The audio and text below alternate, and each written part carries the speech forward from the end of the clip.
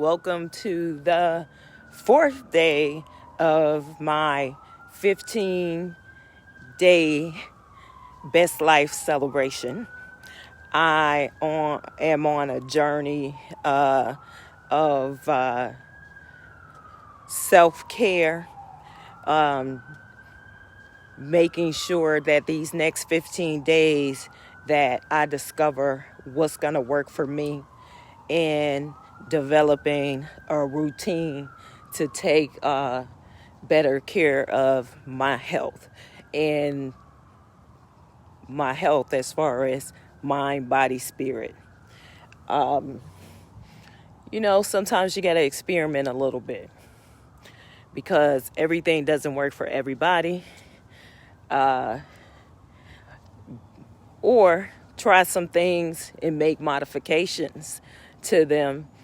Only you know what's the best thing that is going to help keep you on track. For those of you who aren't already on my friends list and don't know me, my name is Demetria Winters, and a little bit of my story. I am a survivor of childhood trauma. I grew up with domestic violence in the house. Unfortunately, had issues where I was a victim of molestation and a lot of emotional, verbal abuse going on.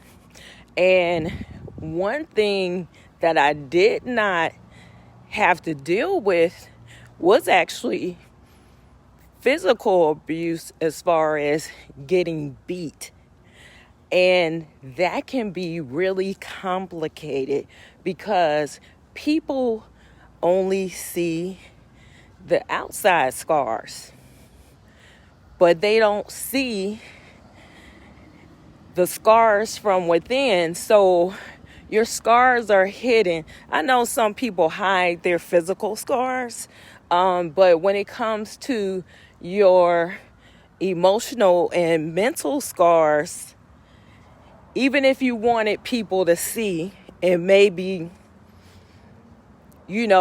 help you get out or change your situation, it's hard for them to see.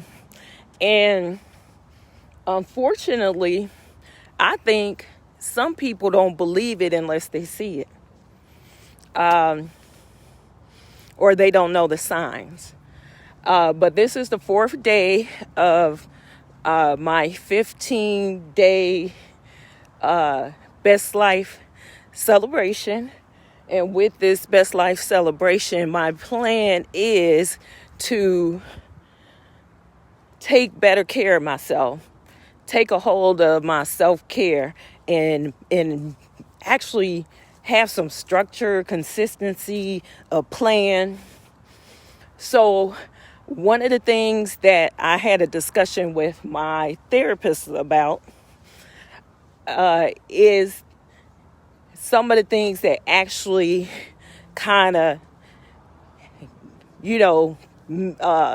bring me to a point where I'm in a better mood or, my mind is at ease. And there were two big things that I hadn't thought about.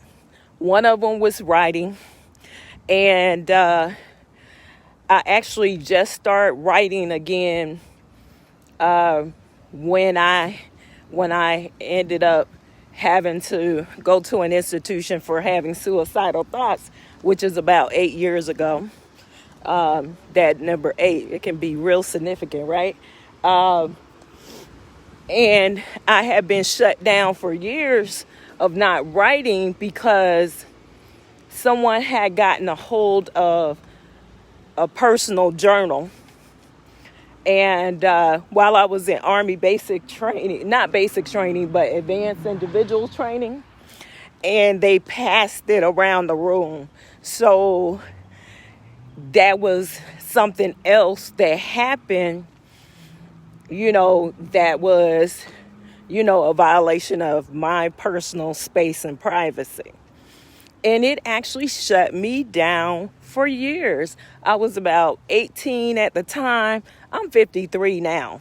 And only probably, like I said, 8 years ago did I pick up writing again. And I've been writing since I was probably in junior high because it was a great outlet for somebody who lived in that type of household.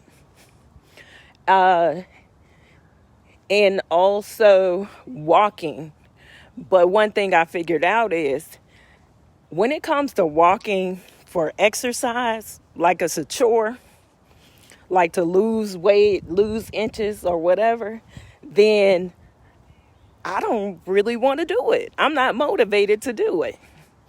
What I did realize is that the walking actually, when I do it just for ease in my mind and I don't put pressure on myself to go a certain speed or a certain distance, and I just do it just to kind of take in a breath of fresh air and woosah, then I can do it. So I'm very hopeful and positive that I am going to definitely do my 15 days.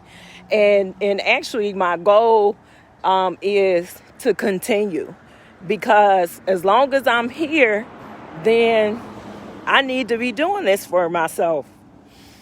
And hopefully you all have found something that's a great outlet for you. I also just recently connected with a great friend who reintroduced me. Well, a few years ago, somebody reintroduced me to poetry, and my daughter and I did a little, but then we didn't continue.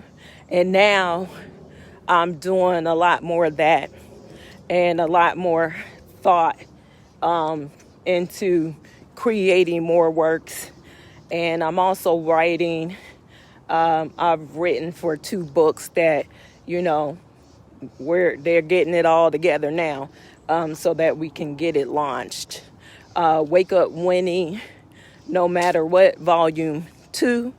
Losing is not an option. And for that book, both my projects really speak so... they really speak to me, because I want to not keep feeling like I'm a loser. Nothing good is going to happen for me. I want to wake up feeling every day that no matter what I'm faced with, that I'm going to win. I'm going to learn a lesson, or I'm going to pass the test, and whatever will be, will be. And for the other project, Step Into Your Power, which is a devotional book and workbook, just the title, Step Into Your Power. I gave my power up, unfortunately, because early on as a child, I didn't think I had power. And then anything that was a gift that God gave me as far as my abilities, I didn't value them. I didn't value me. I didn't value my own thoughts. And that's a shame. And we need to be mindful of people like me who slip through the cracks. Because, see, I never caused any problems when it came to, disobeying my mom or my stepfather, even though some people probably would have understood if they knew what was going on. And then at school, I was always a great student, and I was quiet. I didn't cause confusion and chaos in the classroom, and nobody picked up on the fact that I was actually a depressed child. Then I went into the military. That actually kind of exacerbated things. There were good things about it, and then there were things that, caused a few problems. I just want to encourage people, you know yourself better than anybody, even though sometimes you wonder if you do. If you need to go get therapy, talk to a support group, read some books, take some walks, listen to some music, create some poetry, create some paintings, whatever you need to do to find some peace and joy, whatever you need to do to actually nurture yourself in the way that you should have been nurtured from when you were a child. If there's something that you're lacking, that you didn't get, that you wish was addressed, it's not too late to start doing some of those things for yourself. It's not. There are a lot of things that I'm either revisiting or starting for the first time, because I didn't give up, even though at one time I wanted to. I didn't think I was worthy of being on the planet. I didn't think I made a difference. Don't believe it. Sometimes sometimes things that you consider small, like a kind word, believe it or not, you make a difference. There are some people on the verge of suicide, and for some reason, something in their spirit made them talk to that person and say something beautiful or kind to them, and it made them stop and think about what their next action was going to be.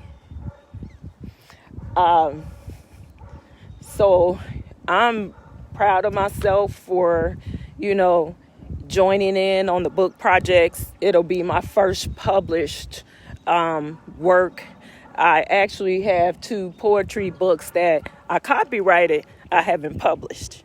So you see how I stopped myself from greatness? And a lot of us do that. I think that's very common, to do that. Oh, how you doing, Jackie Arnold, Wanda D. Hollis? How you doing, Ambition, the poet? Oh my goodness, he is so awesome. And hello, Alfred Bellamy. I'm not sure if we're friends, but I hope you're enjoying this live. And cousins Dale Fountain and Vanessa Bright, thank y'all for tuning in. Hey, that's my cousins from very far away. I'm in Georgia, actually. And I hope y'all are getting something out of this, or you share it with somebody who needs it. And you'd be surprised what age, what stage. You'd be surprised. Some of these millionaires are walking around here, and you're like, all I need is $1 million. And then I feel so much better. Yeah, keep thinking that. It takes more than love. It takes more than money to get you to a point where you actually value you. That million is not, it may be the value of your bank account, but it is not the value of your self-worth. See, that's a word for you. But like I said, join me on this, on your own journey.